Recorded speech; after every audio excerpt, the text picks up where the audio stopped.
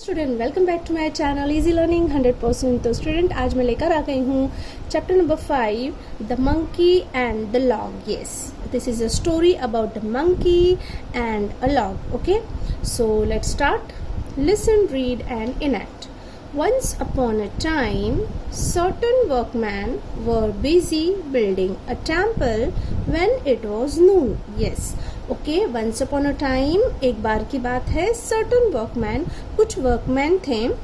Workman देखिए यहाँ पे स्टूडेंट, वर्कमैन MAN मैन रहेगा मीन्स एक, वर्कमैन है मीन्स एक से ज्यादा। देखिए यहाँ पे 2 वर्कमैन दिख रहे हैं। Okay, so workman were busy building a temple. वो क्या कर रहे थे? वो बिजी थे बनाने में टेम्पल, तो वो एक मंदिर बना रहे थे। व्हेन इट वाज नून, जब दोपहर का समय था। नून मीन्स जब 12 बजते हैं दोपहर के, मीन्स मॉर्निंग से जब 12 बजते हैं तो उसे हम नून कहते हैं। ओके, सो मॉर्निंग के 12 बजे को नून मीन्स तब दोपहर होना स्टार्ट होता है, सो नून कहा जाता है। सो एक बार की बात है, कुछ वर्कमैन थे, वो टेम्पल बना रहे थे, दोपहर का समय था। So Ramrao let's go to the town for lunch. Okay, तो उतने में क्या होता है कि जो रामराव होता है वो क्या बोलता है? Let's go to the town for lunch.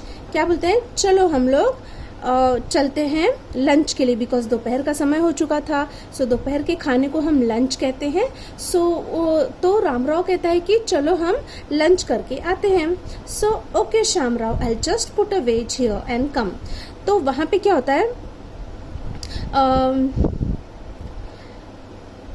Ramrao क्या कहता है? Okay Shyamrao, I just put a wedge. Wedge आपको पता है, जो कि लकड़ी का टुकड़ा होता है। सो उसको वहां पर रख देता है, मीन्स वो लोग वुड काटते रहते हैं, लकड़ी काटते रहते हैं, तो उसका जो टुकड़ा रहता है उसका वो वहां पर रख देते हैं और कहते हैं here and come. Okay Shyamrao, I just put a wedge here and come. मैं यहाँ पे रख देता हूँ और फिर हम दोनों जाके लंच करके आते हैं। Let's hope no one touches that wedge while we are away.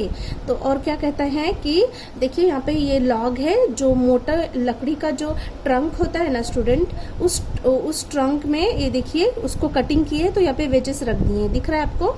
Yes, वहां पे लकड़ी को, ताकि उन्होंने अभी आधी ही लकड़ी काटी है तो पूरी नहीं काटी, तो वो वेज उसमें अटका के रख देते हैं ताकि आने के बाद वहां से कटिंग स्टार्ट करे। बिकॉज वो नहीं लगाएंगे तो फिर कहाँ से लकड़ी कटा है वो ही नहीं पता चलेगा, इसलिए वो लोग यहाँ पर लगाकर चले गए हैं। So no one touches while we are away. जब हम यहाँ पे ना हो तो ऐसा ना हो कि कोई इसको आके टच करे और उससे चोट लग जाए। सो सडनली, अब वो चले जाते हैं लंच करने। सडनली अ मंकी अराइव्ड, और जैसा कि उन्होंने सोचा था कि कुछ कोई आ न जाए, छू न ले, तो और वैसा ही होता है कि वहां पर अचानक से एक मंकी आ जाता है। ओके, सडनली मीन्स अचानक से। सो वहां पे अचानक से एक मंकी आ जाता है। What is this piece of wood doing here? देखिए उस लॉग के ऊपर बैठ जाता है और कहता है कि What is this piece of wood doing here? यहाँ पे जो ये लकड़ी का पीस है वो क्या कर रहा है, इस बीच में क्यों रखा हुआ है, ऐसा वो सोचने लगता है और उसे टच करता है। सो वेज मतलब क्या हुआ? Piece of would. ओके, लकड़ी का टुकड़ा। I wonder what will happen if I pull it out. अब वो मंकी तो वो सोच रहा है कि अगर मैं इसको खींचता हूँ, ये जो वुड है, पीस ऑफ वुड, उसको खींचता हूँ तो क्या होगा, ऐसा सोच के वो खींचने लगता है। It's tough. जब वो उसको खींचता है तो बहुत ही टाइट रहता है, तो वो बहुत ही मुश्किल से निकल नहीं पाता है। सो क्या कहता है? इट्स टफ, ये तो बहुत ही टफ है। Out it came. ओके, और वो देखिए वेज तो बाहर निकल जाता है, दिख रहा है आपको? यहाँ पे देखिए निकल के गिर जाता है। ओके, यहाँ पे निकल के गिर जाता है, बट क्या हो जाता है? हेल्प हेल्प, मंकी चिल्लाने लगता है। बिकॉज वो वेज तो निकल जाती है बट मंकी की पूंछ उसमें फंस जाती है, बिकॉज वो गैप था और वो गैप में उसकी पूंछ जाके फंस जाती है। The gap closed and trapping the monkey's tail. ओ, क्या होता है कि उस जो कटआउट होता है उसमें उसकी पूंछ फंस जाती है और वो क्लोज हो जाता है, वो जो गैप होता है वो दब के बंद हो जाता है मंकी की पूंछ। The poor monkey cried in pen. अब वो बेचारा मंकी जोर जोर से दर्द के मारे चिल्लाने लगता है। So we should not meddle with things that are not concern to us. Yes, means इस स्टोरी से आपको क्या सीखने को मिलता है। लास्ट में मोरल ऑफ द स्टोरी दिया है कि इस स्टोरी से हम ये सीखते हैं कि वी शुड नॉट मेडल, हमें कभी भी बीच में नहीं पढ़ना चाहिए with things that are not concern to us. जो चीज़ हमारी नहीं है, हमें उसके बारे में कुछ नहीं पता है, अनजान चीज़ें हैं, तो कभी भी अनजान चीज़ों को छूना या उसे उठाना नहीं चाहिए। ओके, उससे दूर ही रहना बेहतर है। सो यहाँ पे मोरल ऑफ द स्टोरी अगर पूछा जाए तो आप कहेंगे we should not meddle with things that are not concerned to us. Okay student, तो यहाँ पे चैप्टर नंबर 5 कंप्लीट होता है। अब इसके कुछ हार्ड वर्ड्स दिए हैं। हार्ड वर्ड्स मीन्स जो भी आप चैप्टर में एक न्यू वर्ड सीखते हैं उसे ही हार्ड वर्ड्स कहा जाता है। तो चलिए इस चैप्टर से हमने क्या क्या नए वर्ड सीखे हैं देखते हैं। Learn and right the word neatly. देखिए वर्कमैन, जो काम करने वाले आदमी होते हैं उसे हम वर्कमैन कहते हैं, जो हार्ड वर्क करते हैं, फिजिकल वर्क करते हैं। फिर टेम्पल मीन्स मंदिर, टच मीन्स छूना, सडनली अचानक से, वंडर सोचना, बिल्डिंग बनाना, वेज लकड़ी का टुकड़ा, लंच दोपहर का खाना, अराइव्ड आना, मेडल किसी में इंटरफेयर करना यानी बीच में पड़ना, ट्रैपिंग फंसाना, कंसर्न जो हमसे रिलेटेड हो कि हम उसको जानते हो, so concern.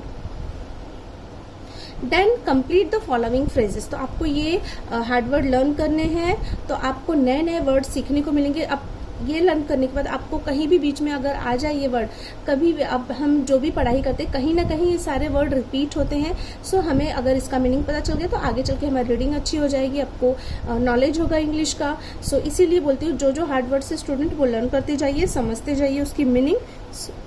So complete the following phrases. तो पहले मैं आपको ये बता दूं स्टूडेंट, फ्रेजेस मीन्स होता क्या है। Phrases means incomplete sentence, okay, जिसका कोई मीनिंग नहीं होगा, आधा, आपको सेंटेंस का आधा ही कुछ वर्ड्स दिए होंगे बट उससे कंप्लीट सेंस नहीं मिलेगा। तो यहाँ पे उसको कंप्लीट सेंटेंस में कन्वर्ट करना है। मीन्स आपको कुछ फ्रेज दिया है, जैसे कि देखिए वंस अपॉन अ टाइम, बस वंस अपॉन अ टाइम दिया है, आगे डैश, आपको फर्स्ट आंसर लिख के दिया है। So once upon a time dash कर दिया है, तो वहाँ पे क्या होगा, देयर वर टू फ्रेंड्स। तो आप कुछ भी लिख सकते हैं, once upon a time there were two friends, एक बार की बात है वहाँ पे दो फ्रेंड थे। तो देखिए फ्रेजेस को मैंने कंप्लीट कर दिया है। फिर आप और भी लिख सकते हैं कि जैसे कि अभी सेकंड क्या है, once upon a time there was. तो स्टूडेंट आप बनाइए कि once upon a time there was क्या होगा।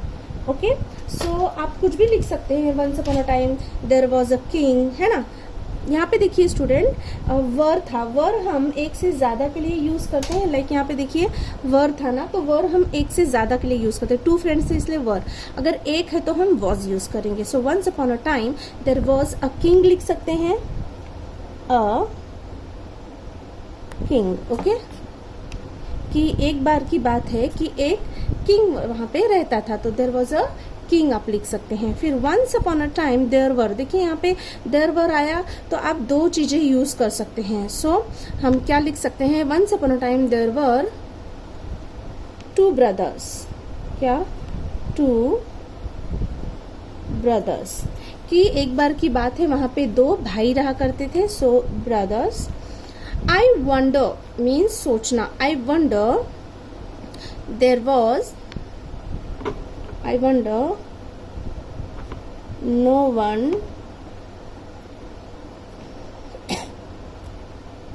one touched my tiffin. I wonder no one touched my tiffin. So I hope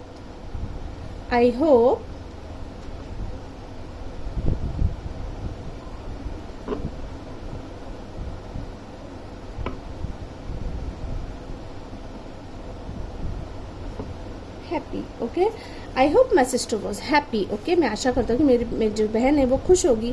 so I hope my sister was happy. तो यहाँ पे student, यहाँ पे ऐसे आप बहुत सारे चीज़ें मन से बना सकते हैं, कुछ भी यूज़ कर सकते हैं। तो यहाँ पे तो मैं यही बोलूँगी कि आप अपने मन से ट्राई कीजिए लिखने का, कॉपी ना करके आप खुद से सोचिए। आप जितना सोचेंगे आप उतना ही माइंड से स्ट्रांग होते जाएंगे। सो आपको यहाँ पे ये कंप्लीट करना है स्टूडेंट। तो यहाँ पे जो है हमारा ये चैप्टर है the monkey and the log complete होता है। अब आगे स्टूडेंट हमारा यूनिट 8 स्टार्ट होगा। सो वो जो है हमारा लास्ट यूनिट होगा, फिर हमारा फर्स्ट स्टैंडर्ड का इंग्लिश का सारा पोर्शन कंप्लीट हो जाएगा। सो स्टूडेंट यहाँ पे मैं वीडियो एंड करती हूँ। अगर वीडियो अच्छी लगी तो लाइक शेयर एंड सब्सक्राइब जरूर करें। नेक्स्ट वीडियो में मैं आपके वर्कबुक का क्वेश्चन आंसर दूंगी। तब तक के लिए बाय बाय, मिलते हैं नेक्स्ट वीडियो में।